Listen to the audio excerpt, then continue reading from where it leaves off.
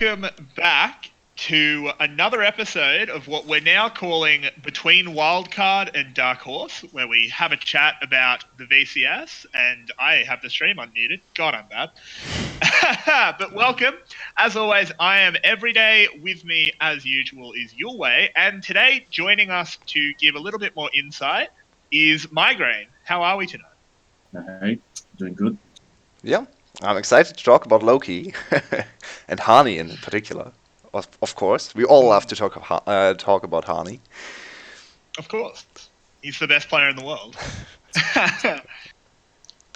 But yeah. Welcome everybody. Glad everyone's coming to watch. It's been a little while since we've done anything. Of course, there was a fairly long gap between VCS playoffs and the beginning of Worlds. Not as long as other regions because of the absolutely insane schedule of the VCS, but regardless. So just before we go in, we will talk about low-key, obviously, but before we start the discussion, before the tournament, what were your expectations for low-key?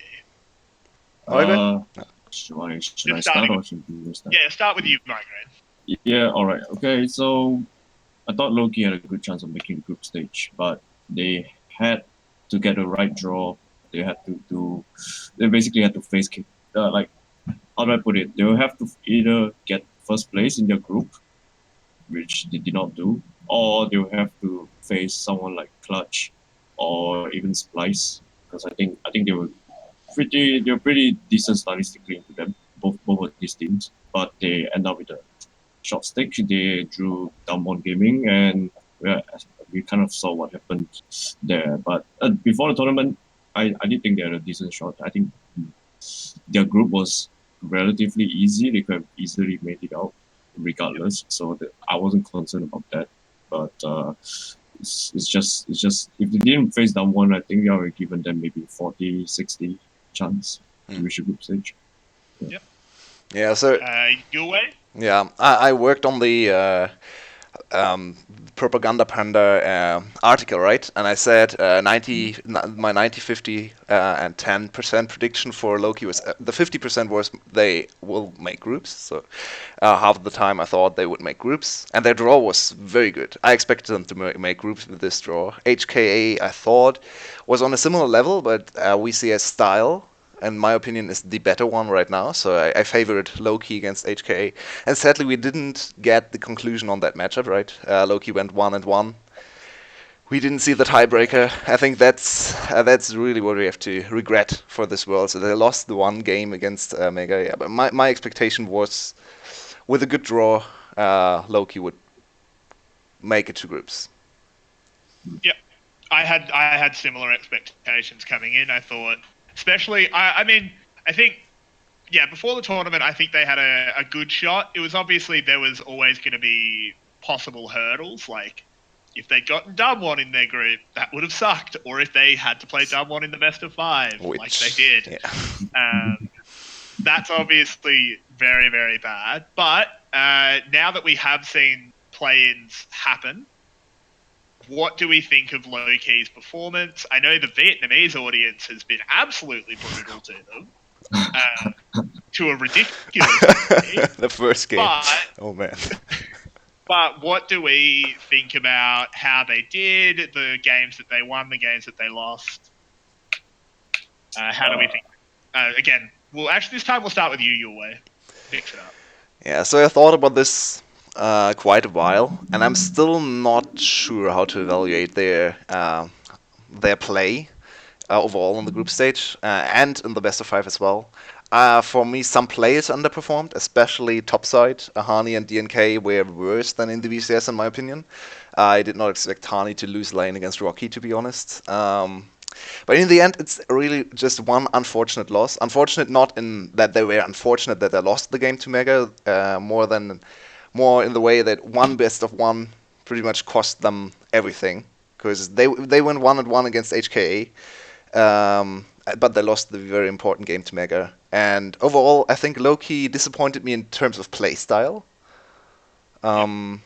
Not in terms of results, to be honest. I think going 1-3 against Dumb1 is fine. They won a game against Dumb1. It was a very bad game by both teams, but in the end, still the only team to take a game of Damwon in play-ins. So I think results-wise we can be happy with Loki. Play style-wise, definitely not. I think they were way too hesitant to go for plays. They didn't play like they did in VCS, especially in the second day of group stages. The second game against HK was the worst game of any team in play-ins, pretty much, in my opinion. Yeah.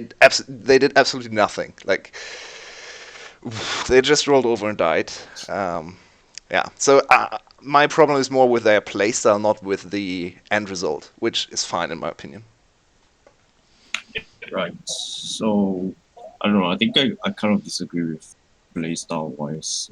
Okay. I think they did what they usually do in the BCS. It's just that it didn't work out for them, mostly because players. I think some of them were kind of nervous. DNK was one. I think his change from day one to day two was probably the largest between out of all the players. Yeah, and I don't know. He's in the first game. I think the fact that he went for Lee Sin while not playing it for the whole split was kind of weird. I feel like Loki kind of disrespected Mega in their first match, and that is part of why they lost. But overall, I think they kind of played exactly like I expected. DNK gave Hani a lot of attention in the top lane because Hani is definitely the weak link in the group, in the team, and you can kind of see throughout all of the games they're basically trying to cover Hani's ass, and sometimes it worked, sometimes it didn't. I think to me, I think the fact that it didn't work is a good thing because if it did work, I think if they went further, they would have been exposed much harder later on. So I think going into Worlds, they knew that Hani was a weakness and they had to cover for him. But I think it's about time they find someone else because Hani is not. He can't cut it. He can't cut it in this team if they want to progress. And yeah, so otherwise, I think they did about as what I expected out of them.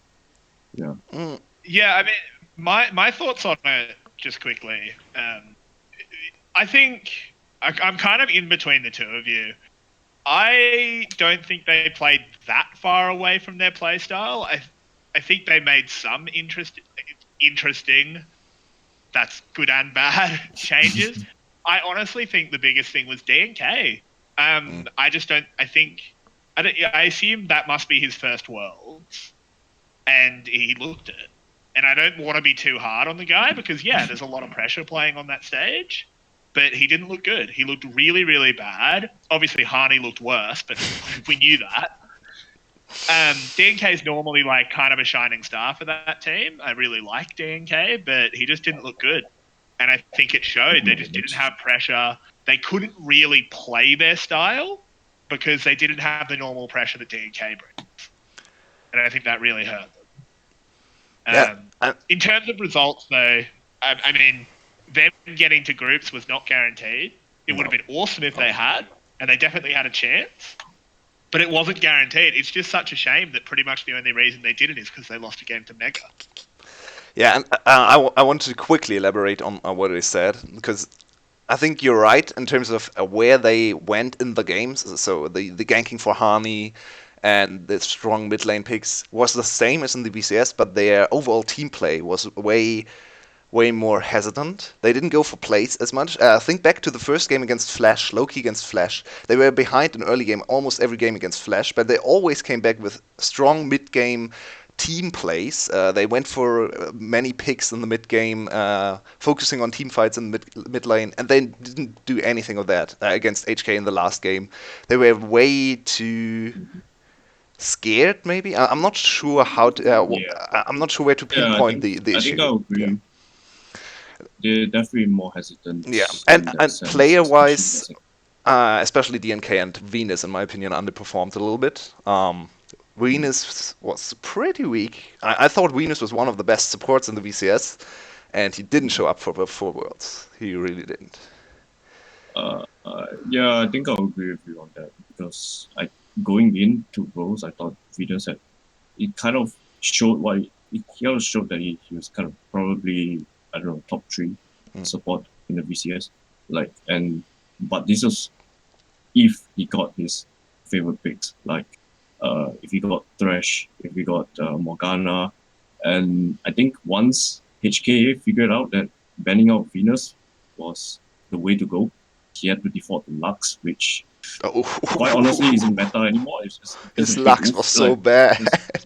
Yes, Oh and god. it's not only his fault, but also because he picked him to a Xayah Rakan, and the fact that Lux isn't viable as a pick anymore made it doubly worse for him. And he just went straight for comfort. And I think an issue with not Dumb Wonder, Loki, this entire playing stage was that they resort to comfort a lot. Like they revert back to what they know best, or they'll try some stuff that they don't normally try. Like I don't know, game 4 against Damwon, it just went straight into a Nidalee, which is like, oh, and he doesn't play Nidalee, he said so himself. Did you read the Reddit Venus comments went to Fang his for the to his Gragas. Nidalee play?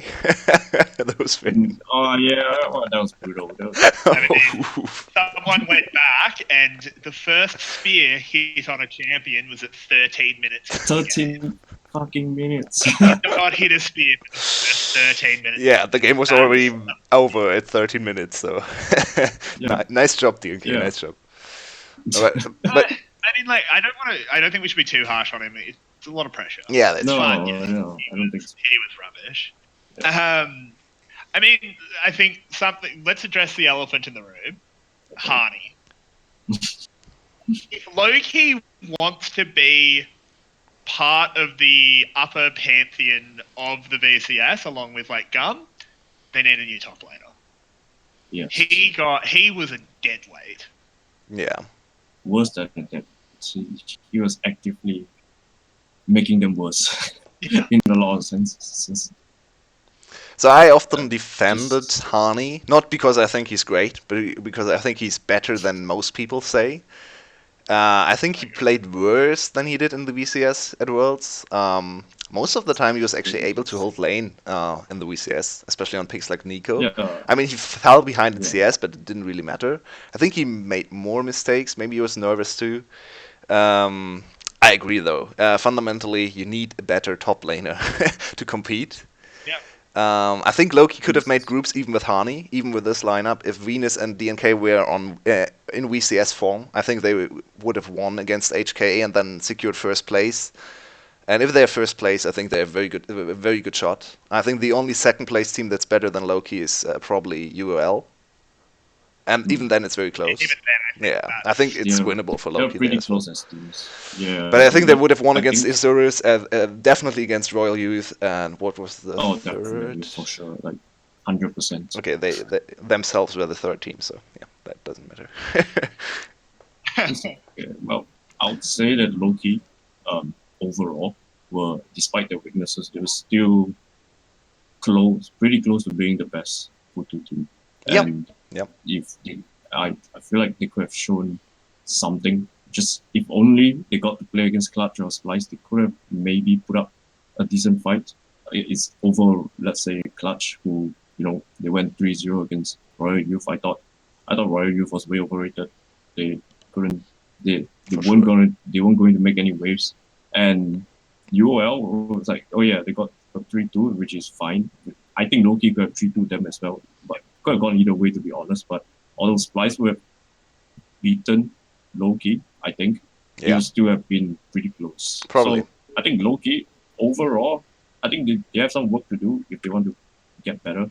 But they did okay. I think they would have done better than DBL or Flash. I completely agree that they were the second best team to send, obviously behind Gum. And I think my biggest regret for Loki this playins, as I touched on before, definitely is their mid game.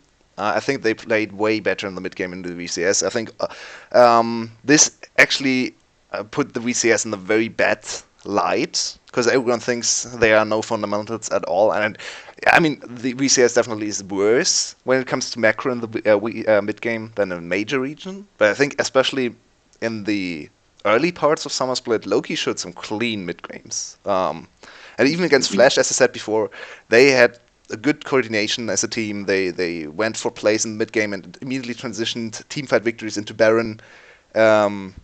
Closed out most games prior to 30 minutes. So that's not an easy thing to do. And I think they definitely regressed a little bit at Worlds. I think they looked weaker. The first game against Mega, they should have won in 28, 29 minutes, but they didn't really do anything. They didn't push their advantages, and in the end, they got outscaled by a traditional ADC composition. So yeah, that's definitely the thing I am most regretful about, I guess. Yeah. Some regrets to be had. There are definitely some regrets, but overall, I think they did okay. They definitely got unlucky during Dumb-One. Speaking of Dumb-One, is there much to say about that series? Obviously, the first game had a very fun ending. No, I wouldn't say so. I mean, I don't even think the first game was... Obviously, they won, and hey, you get a win over the LCK, but... Yeah, they won. They should have won about 20 They barely won. Earlier. They barely won. Yeah.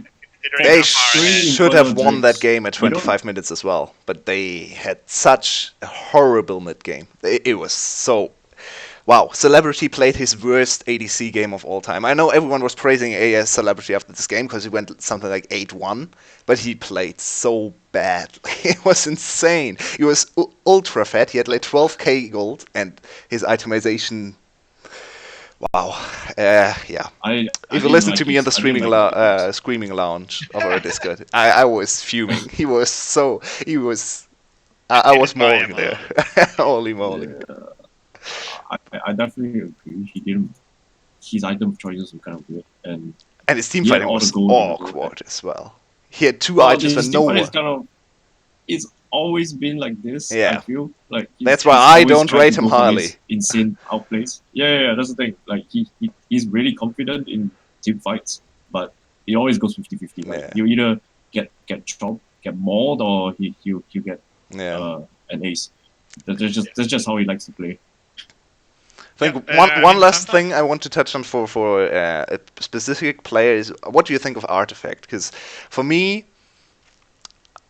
one of the points that probably took Loki down as well was the reluctance to move away from Akali. I think Artifact is a good Akali player, but if you look at the Tristana game against HKA, giving Artifact a lane dominating champion was probably the way to go for Loki, and they didn't go back to it. I was a little bit surprised. They played 4 Akali games for him.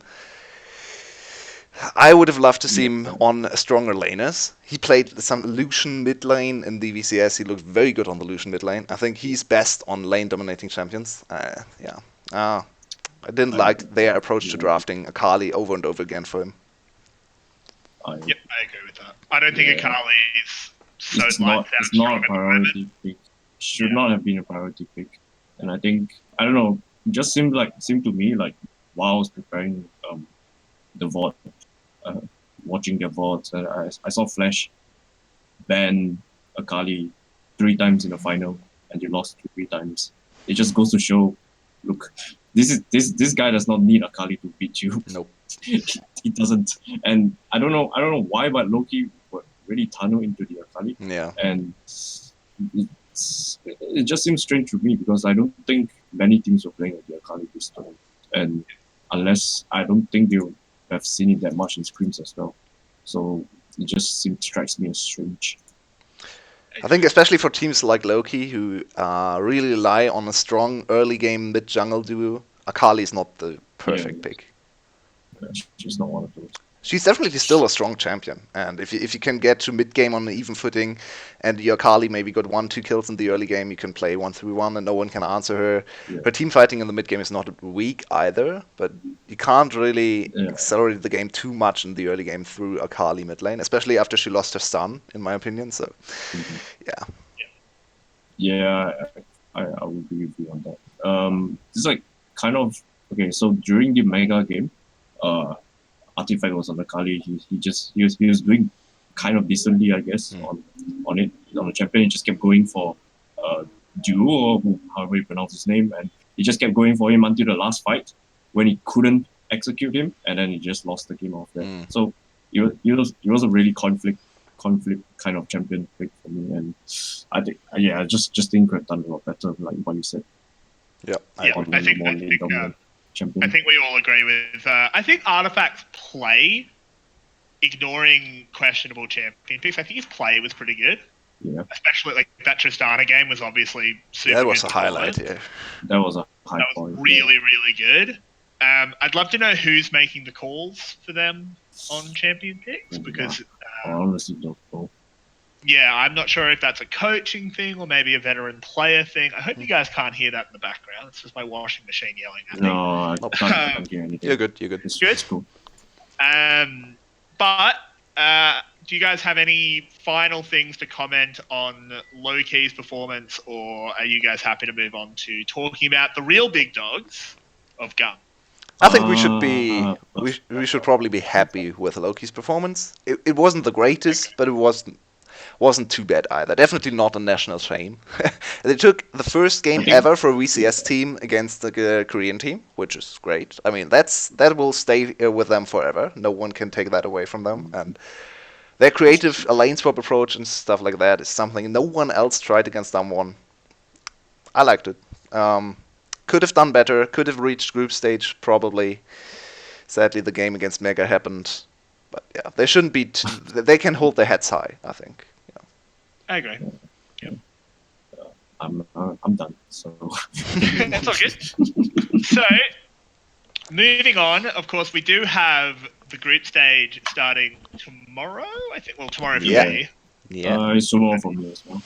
It'll be a day and a half or whatever it is for you guys. It's in 24 hours. 24 hours and 10 minutes. Yeah. Exactly. Yeah, pretty much bang on 24 hours. All right. So, before we talk about GARM in particular, this obviously we're going to focus on the VCS, don't worry. But just to get a bit of a more general thing, what group are you most excited about? Now that we know all 4 teams in all 4 groups. I think for go first. Sorry. Yeah. Okay. Yes. I think in order, it will be Group A, then Group C, then Group B, then Group D. Okay. Yeah. And I can kind of elaborate on that. And so basically, Group A, you have G2, obviously. Insane team. They do whatever they want. You have Griffin, who's in their first international event. I think this is something that's been highly anticipated. For last year, I thought Griffin should have qualified for Worlds, but then they choked. They should have won the final. They should have won. They had 2 chances. They should have won the final. They should have beaten Genji. They should have done all this and that, but they didn't. And I was pretty upset, but it's okay. They're back now, and without CV and Red Max, which everyone kind of attributed to their success, I kind of disagree with that, especially this year. But it'll be really interesting to see how Griffin does on the international stage against G2, against Cloud9. Not HKA, but they're there. They're just kind of there. HKA will have a rough time. I mean, yeah, they're not going to have a fun time, But anyway, Group C is kind of self-explanatory. We have all the giants. Yeah. 3 giants and Clash Gaming, who I think are not gonna have too fun over time either. They could show us some decent games, but maybe they could take a game off Fnatic or something. But other than that, I don't know. So that's fun because I'm personally a fan of RNG. I like to see how far they can take the entire bring up the puppy strategy. They just basically doubled down on it. This year, they've gone full. Yeah, we're gonna have Uzi win, Uzi fed. Otherwise, we lose, and that was kind of how they lost to FPX. But that's a aside. But yeah, we have 3 of the best ADCs in the tournament in Group C. So the whole bot lane skirmishing kind of stuff, 5-man teleports to bot lane things. That will definitely be a thing in Group C in particular. So that will be really interesting to watch for me. And then we have Group B for GAM. Yeah. Obvious reason. Most exciting team, I think, next to FPX. And yeah, we'll get into that. Yeah, we'll obviously talk about Group B in a fair bit of detail because that is the VCS group. Yulwei, what is your anticipated group? Oh, I actually have to say, I think almost every group is on the same level of excitement, because you always have three very close teams and one whatever team. Like for Group A, it's Group A is probably the least exciting if you look at the team, how this team stack up. But I still want to watch. I want to watch every game anyway. But I'm hardcore G2 fan, as you can see if you look at this one. And I just love to watch G2, so that's why Group A is exciting to me. But all the other groups are three very strong teams, or three strong teams in C and D, and then three kind of middle of the pack teams in Group B with one super strong team. So it's always three teams fighting to get through. And especially as a WCS fan, I think B is very exciting as well. I love the matchup of GAM against J Team. I think that's a perfect matchup for bragging rights. I want to see GAM stomp Splice to just crush all the haters on Reddit, all the analysts that say Splice will go through, because I really don't think Splice will go through. I think Splice is the weakest team in Group B, but we can talk about that later Fighting words, yeah. So. And I mean, C is think the dream group, right? C is insane. The first game tomorrow in 24 hours will be Fnatic against SKT. That's, whew, yeah. I think C is probably the most exciting. For me, it's probably C, B, D, A, but very close, very close. Yeah, I agree. I think all of the groups are very good. I agree with you. Group A, I think it's I think it's a bit more obvious. Most clear-cut group for sure. Though betting against Cloud9 getting out of groups is very dangerous. I don't know.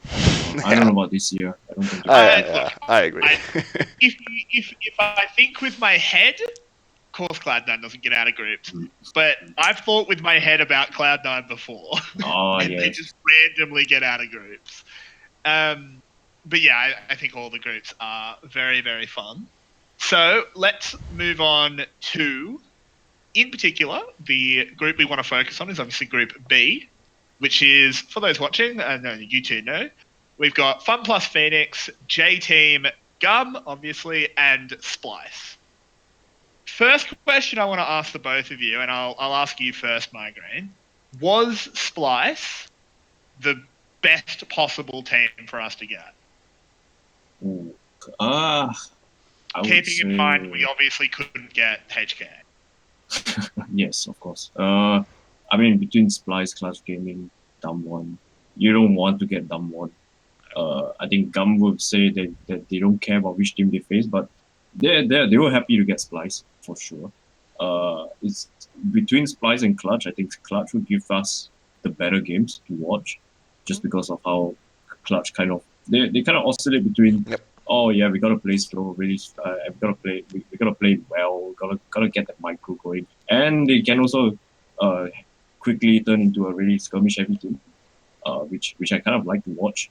And they also pull out a lot of interesting picks, and to me stylistically, the Clutch and Gum was something I was looking forward to seeing actually. Because Clutch is not going to make out just because of the way all the other teams play. But if they were in any other group, especially B, I would say they have a fighting chance. So based on that, in terms of excitement, I would say Clutch would be a better option. In terms of whether they judge about the chances of getting out of group, I think Splice is probably the best one they could have gotten. Because Splice have very clearly defined strengths and weaknesses. And I feel like they're the kind of team that's kind of easy to read and thus easy to prepare for. So Gum shouldn't have too hard of a time against them for a reason. Sure. Yulwei, do you concur or? I have two stances on this. Kind of depends on what you want from a group. So if you want to have the easiest matchup, I think Splice definitely is a pick. Might actually even be easier than HK, to be honest. I'm really not sold on Splice, especially on Vizicachi after his play-in performance. I think Zeros will just run over Vizicachi every game. I don't see a way Vizicachi can hold up to Zeros and Levi. And the rest of Splice is not strong enough to punish Gum, in my opinion, but we can go in further detail later on. But I actually kind of wished for Damwon, because now, if you look at Reddit, or if you look at all the discussions in the Western media, everyone discredits Group B. And whoever gets out of Group B second will kind of be the the team got lucky anyway, and they shouldn't make top 8. I think top 8. that's super unfortunate for Gum. Imagine if Gum really shows up and gets second in the group, and then everyone discredits them because they had to play against J Team. Yeah. And I think Gum had a fighting chance against Damwon. I'm not high on Damwon at all. Damwon would be favorite, but Gum could definitely take 1 or even 2 games against them, in my opinion. So I would have liked to see Damwon in Group B. Say why? I think. Say why you think so? So I think Damwon's early game is pretty bad, and Gum's early game is very good. I think if Nuguri disrespects Zeros in the first game with a Klepto or something, Zeros will murder him. Zeros is good enough on lane. He's challenger in Korean solo queue. If Nuguri disrespects a challenger player in solo queue, he'll just die. I think he'll just die to Zeros. Zeros is that good. Second in EU. Is EU second in US? I mean, yeah, he's also a very good solo queue player. But he also duos with his jungler all the time, so that's a little bit questionable, his ranking. That's fair. That's fair. But then again, I think Levi can outperform Canyon, for sure. Yeah, I think I agree with that. Yeah. And I think Levi can compete with anyone. Yeah. I mean, as I said, Damwon is still the favorite to win the game. But in the best of 5, I would definitely say Damwon wins. But especially in the group stage, I think Gum can snatch the first game, and then the second game is already super important. Imagine Damwon drop the game to FPX as well, then they're 1 and 2 coming into week 2. Then Gum just needs one cheese strat to get out of the group. And I think if Gum gets out of the group with Damwon in it, everyone will be very high on Gum, and everyone will say EBC has progressed so much. While now, if they get out of the group, everyone is like, okay, they're the best of 3 bad teams, who cares? Which is a little bit unfortunate. So, yeah, I guess matchup-wise, it's the best to get Splice, but it's kind of bad for WCS overall. So you want Damwon for the public opinion points. Is that it? I mean, you're both ignoring the most obvious solution. Just come first. Just come first. Why not? Just beat Fun Plus. Just beat Fun Plus Phoenix twice? How hard could it be? You just need 2 cheese strats. 2 cheese strats.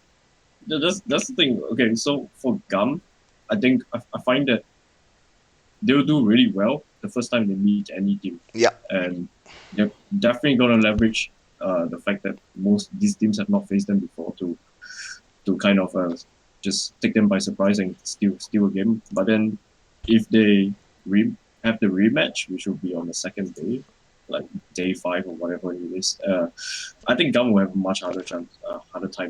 Just because teams will have time to prepare for them, they have gotten a glimpse of how they want to play, and yeah, I think to definitely suffer a bit of performance dip in day 2. Yeah, for sure. Yeah, again, in particular, I don't think the other teams have this issue just because they play much more standard, in my opinion. And I think Gum, they don't really have to adjust themselves as much as Gum will have to. Yeah, I think if you look at the Damwon games against Royal Youth and Flamengo, they actually lost a lot of early skirmishes. And I don't think if you lose early skirmishes to the top side of Gum, coming back is that easy. Against Royal Youth and Flamengo, they always came back in the mid game because Nuguri out-farmed and got more gold, and then the mistakes and the rotations and stuff like that happened. That will happen for Gum as well, but Gum will be able to push their lead a little bit more, in my opinion. And they are very good at flanking and creating very weird team fights with their 3-4 melee compositions. And as I said, in the first game, I would actually say, if I had to bet on the first game between Damwon and Gum, I would take Gum. Just because I think they're able to surprise teams, and Damwon has never played against a team like Gum. So, yeah. And you also have to think about if Gum gets out of this group and then loses quarterfinals. I think they will get less credit than if they got third in this group and taken one game off of Damwon. I think that's better for the overall media perception than getting to quarterfinals and getting stomped the quarterfinals. I don't know.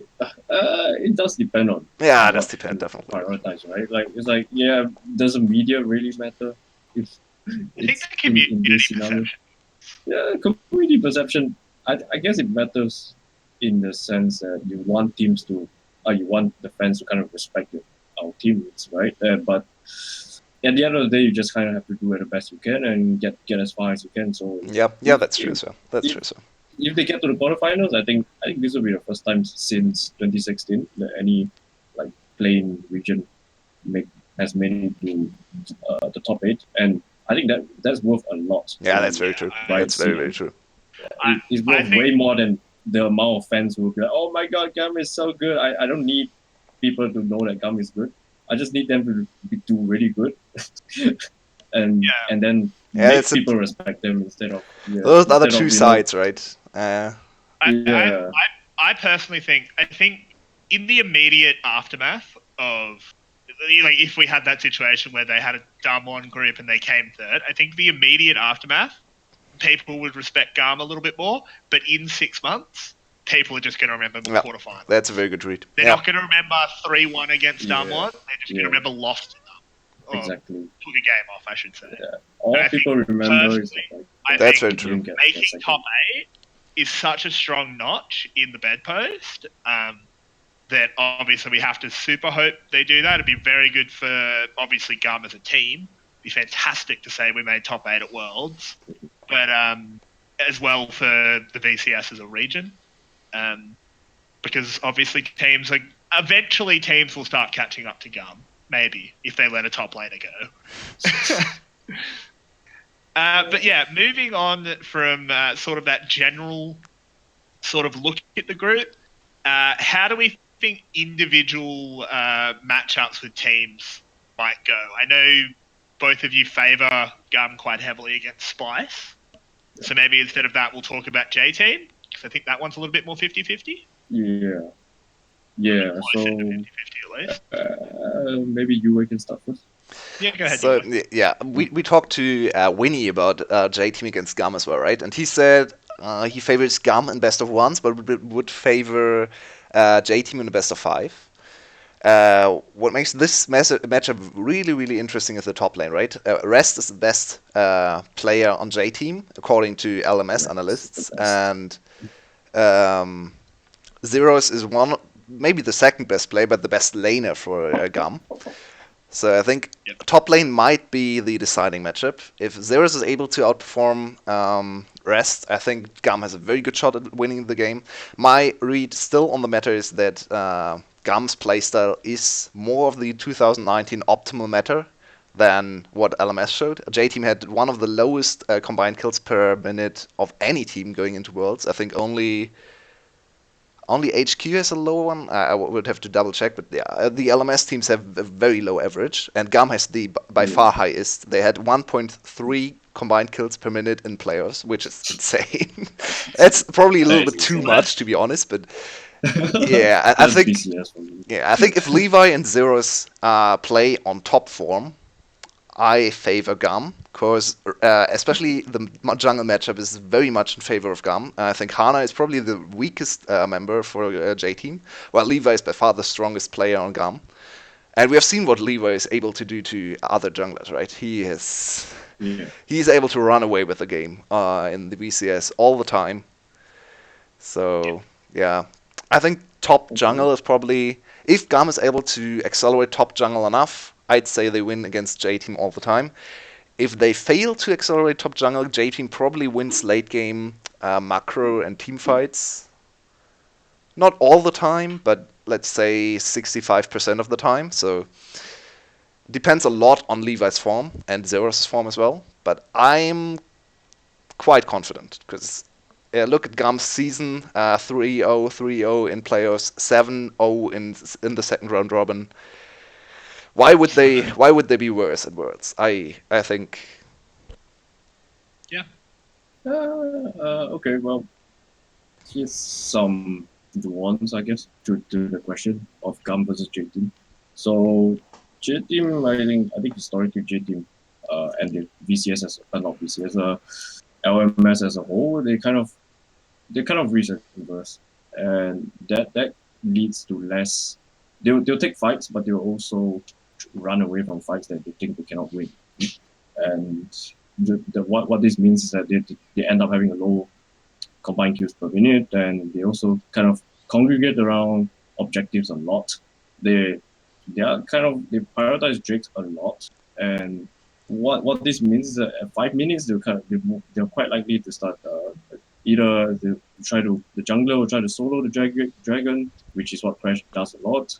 I think anyone who gets Olaf will try to solo the Drake at 5 minutes. That's kind of standard LMS playbook.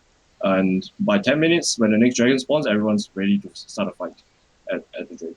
So that will be the first fight of the game, which means they're all just farming, waiting it out till 10 minutes, and then they'll start fighting.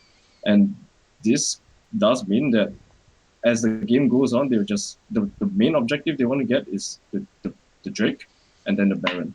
So frequently we will see the LMS have they ramp up with like 5 Drakes. They have 2 Baron, not 2, 2 Elder Drake spawns is quite common in the LMS, while in the VCS we kind of never see. What is an Elder Drake?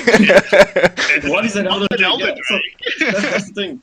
That's the thing. VCS does not care about Drakes as much. Nope. So Especially Gum does not care about dragons at all. Gum does not care. Loki does not care either. They just don't care too much. I would say they still care, but not as much as LMS teams do. So this stylistic matchup is something they will have to look out for. And LMS, yeah, and like I said, they try to avoid team fights if they can. And so if J Team are able to avoid some aggressive dives or something like that, or if they manage to get ahead through that, I think they'll pretty much run away the game and make Gum make them really uncomfortable. Because I don't know, LMS playstyle just beats out VCS playstyle by. Do you think so? No, I hard disagree. I think so. Historically, yes. I don't know. Season 9, I have to think about it more, but at the moment, I still think LMS is a slight edge over VCS as a whole. I think VCS kind of plays like LEC on steroids and with a less good macro, while LMS is very similar to, let's say, Spring Split LCS. LCS got faster a lot. LCS actually is the second highest combined kills per minute at the moment, but Spring Split LCS I think is what LMS is what LCS is. At a very high dragon focus, Liquid was very famous for playing around dragons all the time, and I think that playstyle can only succeed against the high aggression playstyle if you're prepared to, as you said, if you're prepared for reactive plays, or like if you can avoid early dives, especially in top lane for Gum. That's not easy to do. Diving is easier than defending against dives this year, most of the time. Especially if you have someone like Yaya playing Kled. How do you defend against level 6 Kled top lane dive? You can't. You just die. It's like 3 TPs. I don't know. Yeah, it's 3 TPs support goes unsealed spellbook and TPs as well. I don't know. It's got to be something like that. ADC has teleport anyway, and Zin plays Vladimir, can reset the turret aggro as well. So you have Kled resetting turret aggro, you have Elise resetting turret aggro. So it's gonna be interesting to see how people react to Gum. It's a super close matchup. I think this is one of the most interesting matchups between teams on the whole group stage. I think G2 Griffin, Gum J Team, and probably Dam1 IG are the 3 individual matchups I am most interested in. But yeah, I think it's very hard to call. I believe in the playstyle. I think Gum's playstyle is stronger in 2019, but it can backfire very quickly as well, right? If the dive goes wrong and Rest gets 2 kills, suddenly the game's just over. Yeah, I think Rest and Fofo are pretty good players. Fofo by a large margin. I think I would say it's better than Kiaya, and He's That's fair. basically the linchpin of the team. They play around him a lot. So my friend described him as kind of just the one guy. The one guy will carry a game, and the other four are just role players. Basically, just do what they need to do for their role, and they're not gonna make too much noise, but they'll know what to do. And Fofo will be the one who will be set up to carry. And if they get him into a good prior matchup, and they work well together to shut down maybe Kiaya, maybe Zeros, one of those two. I think J team will have a pretty easy time against Gum, but we will have to see. We have to see. I think it's I don't know. I don't feel too good about Gum versus J team, especially in the second round. But first round it's very possible to beat them. I don't know. J team are not a bad team, right? No. They People are not a underrate bad them. team. They're definitely underrated. They're definitely pretty underrated. They're heavily Fofo is a underrated. beast. Fofo is a beast. I'm gonna say this right now. Fofo is gonna slap some people. I People are thought gonna about know putting his name Fofo by at the end number of the 20 in my top 20 playlist, but he This didn't dude, make he the is cut really in the good. end. But he's very good. He's very good. But you have He's to really good. And remember it's his first international tournament, and Gum players actually have played before at Worlds, especially Zeros and Levi, right? They have some Zeros and Levi, experience. yeah. Tinnican has some experience coming up with interesting strategies. So I think that experience factor might actually be the one tipping point in favor of Gum. Yeah, so I don't know. I think Fofo's fine. He'll do fine. yeah, maybe. Like, okay, so Could crumble under I don't pressure know as if well. We anyone don't else know, is. right? I don't know. We'll see. We have to see. We will say. Sorry, continue. Go ahead. No. Migrant? Oh, you guys, if you guys are. Sorry, I have to AK for a bit. Is that okay with you guys? Yeah, that's fine if you've got something to do. Yeah, okay. Yeah, give me a moment. Sorry about that. It's all right, man. So sometimes that does just happen. It's all good. While he's gone, we can touch on probably the somewhat less interesting matchup, Gum versus Splice. I know you're very critical of Splice. And you think it's fairly simple matchup? Is there? I know you think the top side is what matters. Yeah, so I basically believe it's top side is very much in favor of Gum. Especially if Zeros plays like he did in the VCS and not like he did at MSI. If he plays like he did in MSI, suddenly the matchup becomes a little bit more difficult because Xerxes definitely is able to respond to too much aggression on the top side, in my opinion. But yeah, if you just look at the lanes, I think a humanoid will not be able to get a big lead over Kiaya. Top lane should very much be in favor of Zeros, especially combined with Levi. And Xerxes and Levi are actually kind of similar. I would give the edge to Levi. They played similar champions as well. Xerxes is one of the most famous Kiana jungles. Levi played a lot of Kiana. He didn't play a lot of Kiana jungle, but it feels like he did, because every time he touched that champion, he popped off and got double-digit kills. So yeah, and I think the bot lane laning phase for Kobe and Nosgaren is not very good. So I think bot lane will just be a handshake. They will just farm out. And then Kobe is the stronger ADC in teamfights compared to Xin, but Xin is fine. Xin's teamfighting actually looked very good in the last few matches. He almost never dies. He puts up good numbers. He's definitely able to capitalize on leads from his other teammates. So I think overall, the matchup is very much in favor of Gum.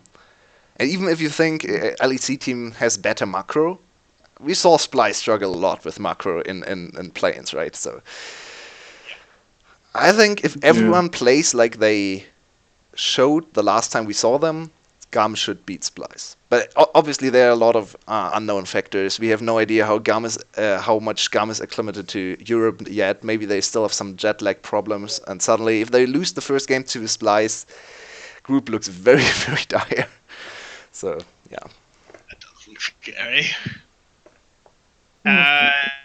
Do you have any comments on that matchup, Migraine, or do you yeah. So Gum versus Splice is kind of okay. So what what Splice have to do is kind of they need to, if they want to beat Gum, I think what they have to do first is secure the bot lane, because I think that's one place they can exploit, because I think Zin's doing okay, but he does. I think this is just kind of the team, how the team wants to play. But Zin has the lowest priority in terms of farm, and he's just kind of there to survive the laning phase and get Absolutely. insurance for late game. Yeah, he's kind of the insurance policy, which is why he plays so much. Vlad plays Ezreal. He plays a lot of I don't know, just weird stuff that the team needs him to play, and he does that pretty decently. But there's also every chance that once Gum faces a decent team, like I think Splice is a decent team as well. They seem shaky, but I think on the whole they are pretty good. So if they manage to secure bot trial and then do something like a lane swap, or they could shut out Gum as well, just due to them taking the initiative. Because I think Splice is a team that they have a good early game in that they're kind of proactive with setting up ganks, especially in the bot lane. Cersei likes to path towards bot a lot, and I think Kobe is probably a player that they have a lot of confidence in to carry. I think next to Humanoid, but in any case, I think it's Gum as a exploitable lane, and if there's any place that they could exploit, it would be the bot lane. So, but on the whole, I think Gum, if they do what they do, I think they'll eventually come out on top. Yeah, I think top lane for Splice is definitely more exploitable than bot lane for Gum, in my opinion. Gum's bot lane is so used to playing weak side. We had the joke in the cast, we always go back to it, right? They put some tape over the minimap in the bot lane because no one ever goes to the bot lane for Gum. Bot lane just has to survive. And as I said, Kobe and Nosgern are not great laners. So they need Xerxes to exploit bot lane, and even then, Zin on Vladimir or something will be very hard to dive. While top lane, Vizicachi has shown again and again that he's prone to getting solo kill, that he's not very great on playing. I think he's still a good weak side player. It's just a little bit weird because he gives up too many isolated. He dies too much isolated.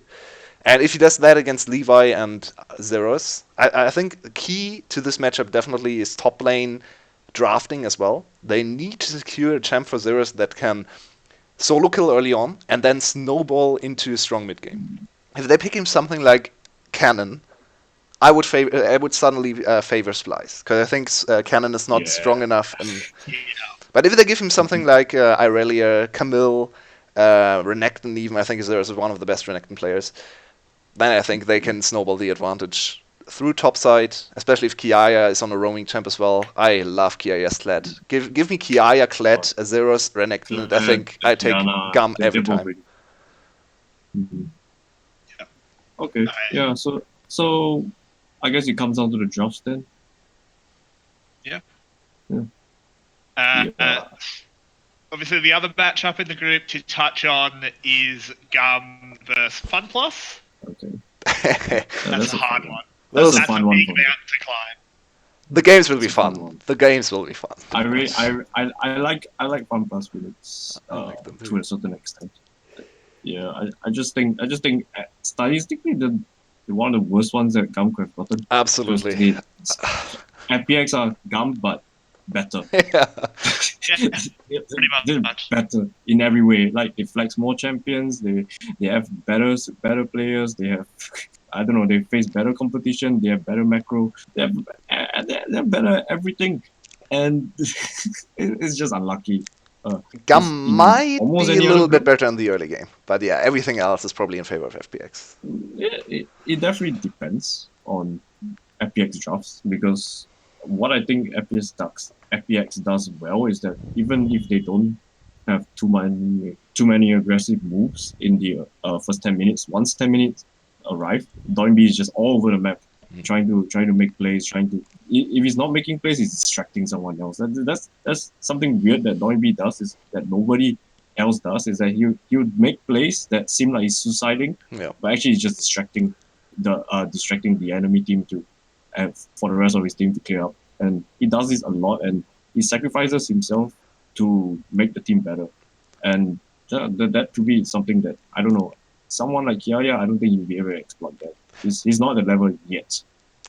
But I think the matchup between Kiaya and Doinby is super interesting because Kiaya kind of reminds me of Doinby a lot. He's pretty similar. They are both mid lane clad players. They both go for weird playstyles in mid lane for a lot of roaming. I think Kiaya kind of is baby Doinby.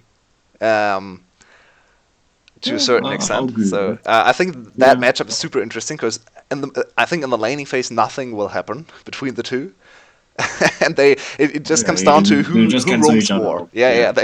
They just will probably do nothing in lane and play something like Nautilus against Kled in the mid lane. Everyone else will look at this mid lane matchup and think, what is this mid lane? Like, what the fuck? Yeah, every time Levi comes to gank, you just kill away or something. I don't know. And Tiana against Levi is also a super interesting jungle matchup, I think. So top side is super exciting. But then there are LWX and Crisp are very good team fighters. I think overall FPX just wins team fights against GAM. The games will be scrappy, they will be high tempo, and in the end I predict FPX to win a 23-minute or 24-minute team fight, go Baron, and then end the game. I think the games will still be super fun to watch, and GAM has maybe a 10% chance, maybe 15% chance of getting the win. If they're able to snowball the Levi Zeros, it's always a win condition. I think that's the one upside of GAM this year. Against any team, I think snowballing topside could be a win condition. They are definitely not favored to win against FPX, though. Not stating that. Don't get me wrong here. Not even close. Yeah. Think about FPX topside is that Game Good. He plays this really safe, kind of safe top lane. Top laners. Mordekaiser is considered a safe top laner. Gangplank is one of his mains, and both of these top laners are notoriously difficult to gank. Yeah. And very if strong Gum weak side player wants to play top side, if Gum wants to play top side, they're gonna have a really hard time, in my opinion, because he's so good at getting out of 1v2 situations. Yeah. Because he finds himself in those a lot, I think, from watching their games, and he just kind of either survives them or he just turns them around with the help of Tian and Doinby. So it's something that FPX are definitely prepared for. Like if a team wants to attack top side, like what Gum likes to do, I think they're not going to be too successful. Yeah. As a result. Yep. I think that's some very correct analysis from the both of you. I don't think has much of a chance against FunPlus because, as you said, FunPlus is just Gum, but all the players are better. So it's very difficult to beat them. I mean, who knows? It's best of ones, right? Right. Yep. There's always a chance. There's always a chance. Anything can happen. So there's a chance Gum comes out first, but I think we all agree that we're aiming for second tier. Yeah. But you may as well shoot for the moon, right? Because then you'll fall amongst the stars. So, to move on, we've seen now playins. That's one of the first times we've seen competitive league being played on the current patch. How do we think that suits Gum? Is it good for them? Is it bad for them? What do you expect to see them playing? Yulwei, you can start off with this one. So, Pantheon is the one champ that got added to the pool, pretty much, because especially in solo lanes, not a whole lot changed. I think Tristana rose to a higher priority. Kali kind of fell down a little bit. Silas is out of the matter. Aatrox is only played by weird teams who kind of didn't read the patch notes. Not sure why people are still playing Aatrox. So I think Pantheon would be a super cool champion for Gum. Sadly, he's permabanned, so we'll probably not see Pantheon. I think Pantheon for Kiaya would be the perfect champion, clad on steroids, pretty much. Other than that, I think the meta is not too much different from Gum's finals victory. Top lane still has kind of the same chance. Renekton didn't look too great in play-ins, but I still think Renekton is a solid option. A solid option for GAM. The top lane pool in planes wasn't that great. So yeah, that's true. Top lane say is where Nuguri probably is the only competent top laner, and even he was inting half of the game. So Nuguri, he's an interesting player. Very feast or famine a lot of the time. Yeah, I think Pantheon's definitely a pick that will be picked up if anyone does not ban it. Red side has to ban it. I just hope that GAM does not forget that FPX are one of the best Pantheon players in the world. in old Pantheon though. Like that guy was playing Pantheon before it was cool. So I'm pretty sure he likes the new Pantheon as well. So I'm not gonna never give it to him. Who doesn't? Who doesn't? Yeah. And as for the rest of the meta, I don't know. We might see a few more interesting bot lane picks. I've seen a lot of Veigar. Bot lane is actually a very interesting thing to talk about. Yeah, I think GAM might pull out a Veigar. I would love to see them play Veigar. I think it's perfect for them. Yeah. Very hard to dive. Mm-hmm. But great at setting up plays. Great. It's just he's just a really gut pick, in my opinion. So I would love to see them play that. Heimerdingers are pretty much a guarantee. Zin, Huba, they both love the Heimerdinger. So I won't say Zin loves it, but he can definitely pull it out if he wants to. So we might see that as well. Other than that, I don't know. Maybe you might see a few more surprising picks no one's seen yet. So far, I've seen Zin just play traditional ADCs. I don't know if it's just a ruse or he just prefers to play traditional ADCs, but who knows? I don't know. Yeah, so that's a question I want to ask you guys. So, what do you think of Zin as far as traditional ADCs? I think he's perfect for GAM. Yeah, is the way I. He's definitely he's not the best. If you look at him on an individual basis, he's not a star player. He's not gonna. I mean, sometimes he might, but in general, he's not going to put the whole world on his back. But I don't think GAM needs that player. Nope.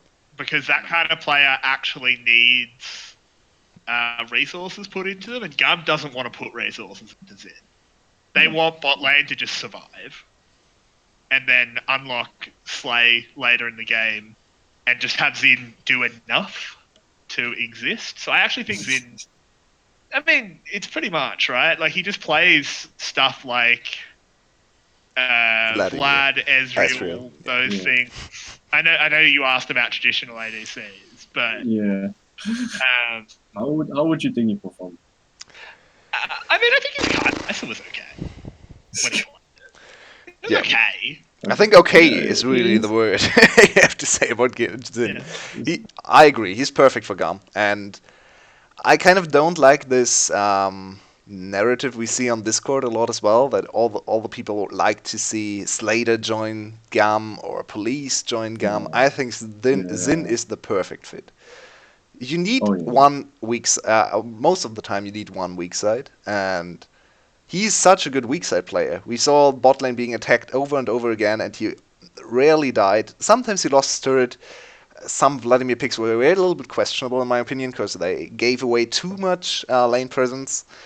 But most of the time he goes into the mid game with a slight disadvantage, and then his top side is 5k gold ahead, so he just stays in the back line, shoots a few Qs here and there, and that's totally fine. So I like Zin on this team. I think you would be hard pressed to find a better fit for the team, even if he's not mechanically the greatest player ever in existence. He doesn't have to be. Most of the super teams failed in League history, right? And there's a reason for that. There are limited resources, and you need to know how to play weak side, how to play on low resources, and Zin knows both of these things very well. So, give me more Zin. I like Zin. Okay. I think I'll agree with both of you.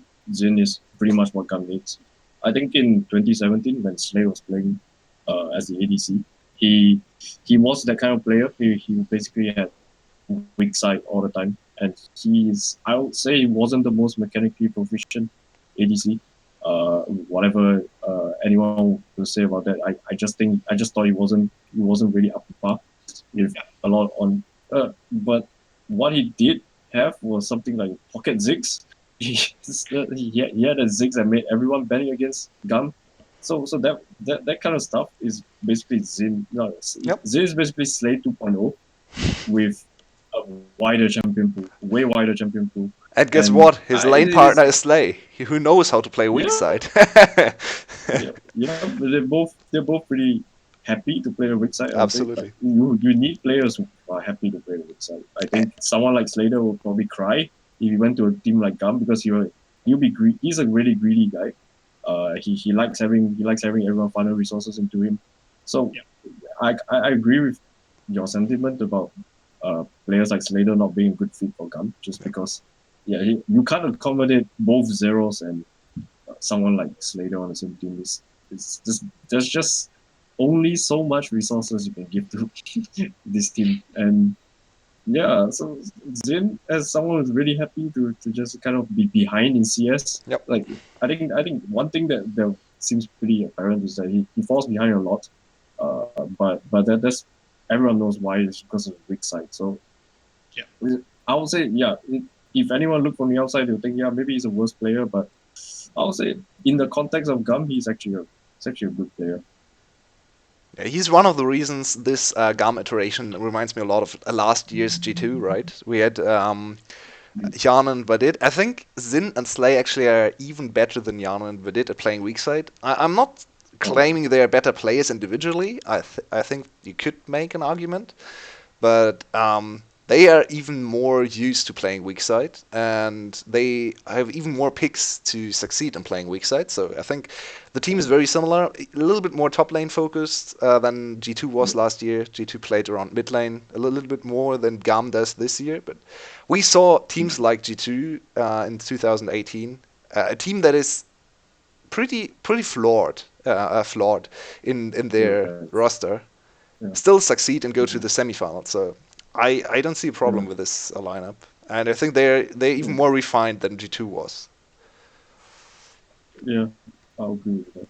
Yeah. So Gub's going to the semis. There we go. Top four. Yay. Easy, Top top four. four. And you said they're even better, so final. Here we go. Oh no, There we go. no. That's from me. Yulwei said it. Yep. Yeah, come on. The final's going to be Gum versus TSM. Obviously. And that's an easy matchup TSM. for GAM. I wish we had TSM so we could shit on them again, but they're not here this time. Such a shame. Such a shame for the rest of us. That's very true. One last point I do want to make on that bot lane, I'm glad you brought it up, is do we think Hugh gets any play? I mean, Heimerdinger's back in the meta. He does play Cutter's bot as well. Yeah, he does too. Yeah. Do we think Hugh sees any play? I mean, it's hard to know. It's Gum. I think he's gonna play support. If you look at the match history, of Zeros, he's been playing ADC. Get me out. God, No, Zeros what off rolling. Nah, Zeros off rolling is just they can't do it. They can't do it. Are we They're sure? not G2. Maybe we could have 3 top laners on the Rift at once. They're not. Why not? Okay, I don't know, but they're not 2019 G2. They can't do this. They can't roll swap and succeed on it. Like they tried and it failed miserably. So I don't want to see them do that ever again. I really hope GAM stays or uses their formula that brought them success in the VCS. Just play Zeros, Levi, Kiaya, Zin, and Slay every game, please. I really don't see a reason to sub on Yoshino or Hugh. Yoshino is a super good player. We all rate Yoshino highly, but Zeros is better. And I also think Levi and Zeros have better synergy. Yeah, I agree as well. Way better. It's a huge part of why Zeros is so good. Definitely. Yeah. But we're coming up to just over an hour, so we're going to start wrapping things up. Not going to let you two ramble on for too much longer with your big brains. So we got to lock down predictions. What do we actually think? We've talked about it, and I think, maybe we've hinted at what our predictions are, but what are our actual predictions? How far is Gum going to make it? Or how far do you think they're going to make it? Obviously, you don't know who they get in quarters if they make it. Yeah. But and any last points you want to make about what you think might happen going forward? Forward in... So forward in 2019 or 2020? If you want to make a comment on 2020, feel free. But I'm talking about 2019 Worlds. Okay, 2019 Worlds it is. Okay, well, I think I've said most of what needs to be said. Yeah, but I want to score. Give me a group stage for group standing. I put them in second for my pick'ems. Yeah, I think not just because I'm a fanboy, but because I genuinely think this is the best chance they have of making it out of the group stage. I know they had an easy group in 2017 as well. They just kind of barely didn't make it out, but I think they can do it this time. They have a better roster. They're better players. They're definitely not trying to plug in some weak spot on their team with Archie or something, just sacking him and having to play weird picks. They don't have to do that to win anymore, which is why I'm a lot more optimistic about them than in 2017. They also don't need to have Levi literally solo carry the team because he's not the best player on the team anymore. I think Zeros is on par with him in terms of importance. Yeah, so Zeros and Levi are pretty much a dream match, and they need each other. I hope they go really far together, and second place. Yep. Okay, so Yulwei, are you going to agree with the second place? I definitely agree with the second place, but I'm not sure if they win 4 games or 3 games. I think they will 2-0 Splice, so that's 2 games. They will win the first game against J Team. So that's 3 games. 3. I guess they'll go 3-3 and then go through as a second seed because J Team loses 1 game to Splice. So J Team goes 2-4, Splice goes 1-5, FPX goes 6-0. This is a detailed prediction. Yeah, I think 6-0 FPX, 3-3 GAM second seed, and then 2-4 J Team and 1-5 Splice. And GAM goes through to the quarterfinals where they are. So I predicted TL to go through as the first seed and D. GAM against TL is the one matchup I want to see. I really hope we get to see. I think TL definitely is favored to win that one, especially if they perform in group stages. But GAM could take a game or even 2, so I'd really hope to see that matchup. I think GAM against G2 would be super interesting to watch as well, but they would get stomped. And you know how G2 has that curse against Vietnamese teams. So you also know how G2 has not lost a single best of 5 this whole season. By the way, I want them to lose. I want them to face G2, and the Vietnamese curse will stay alive. Yeah, might be true. So I think quarters, a good quarter performance would be a huge success. I think winning 3 games in group stages would be the best Vietnamese performance ever. Panda asked me if I thought this Gamma iteration is the best Vietnamese team ever. I think they can be. If they win 3 games, they are. And I'm very hopeful. I think they can do it. Yep. To add my prediction in, I'm just going to be a bit cooler than you guys. I think they take a game off Fun Plus. Yay. I think they still come second in the group, but they just can take 1 game. That's going to be my prediction. Possible. So I'm going to look really good if I'm right. And if I'm wrong, well, I'm not one of the brains anyway. I'm a play-by-play caster. But yeah, with our predictions all locked in, I think we've said most of what needs to be said. unless you guys have any final words, it's been good having you on, Migraine. You've provided a very valuable perspective, disagreeing with Yulwei at all the right times. You're welcome. Which is great. So obviously, everyone, we hope we're all sending our energy to Gum, hoping they do us proud and have some success and get to those quarterfinals at the very least. But yeah, And if you do you guys just have anything last to say, or if you joined us for the first time, check out the Discord. We have a very cool screaming lounge where everyone always watches the games very closely and doesn't derail at all. And thank you all for watching us. Thank you, Migraine, for joining us. And we'll be back, I hope, next week in the one day off between group stages part 1 and 2. Because the 5th game of group stage will be the second round for GAM. So I want to host another podcast for the next time and reflect on the first performance, on the first round robin performance for GAM, I should say. So see you guys soon. Yeah, so this is between Wildcard and Dark Horse, the new name for this podcast. Signing off. Hopefully we see you guys next week. See ya.